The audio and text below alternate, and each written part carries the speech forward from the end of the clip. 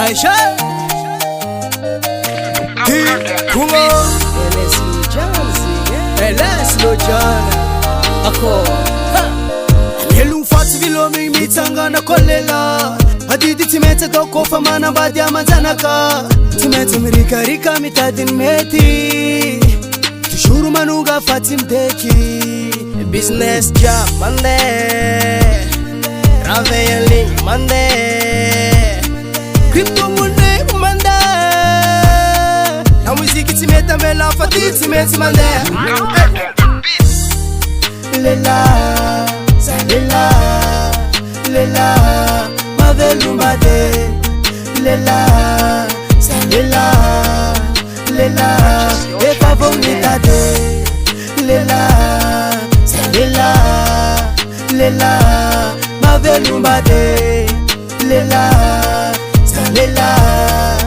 Lela Eka vonitade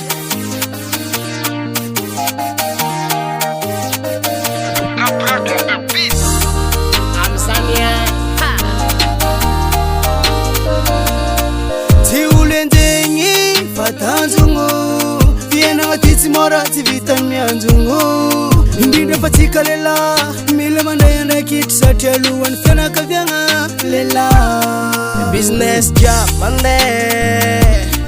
Raveling Monday Crypto Monday Monday La musique timeta mela fati timeti Monday Lela Lela Lela Mavelumbade Lela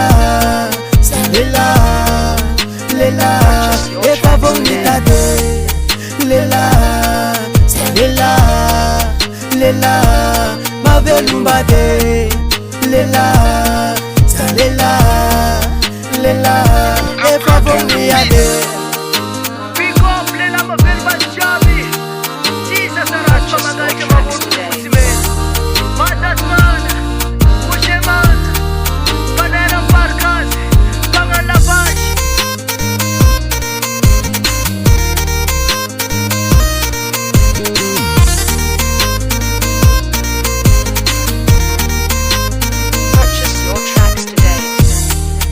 Lela, Lela, Lela, Mavelumbade Lela, Lela, Lela, Eka vonitade Lela, Lela, Lela, Mavelumbade Lela, Lela, Lela, Eka vonitade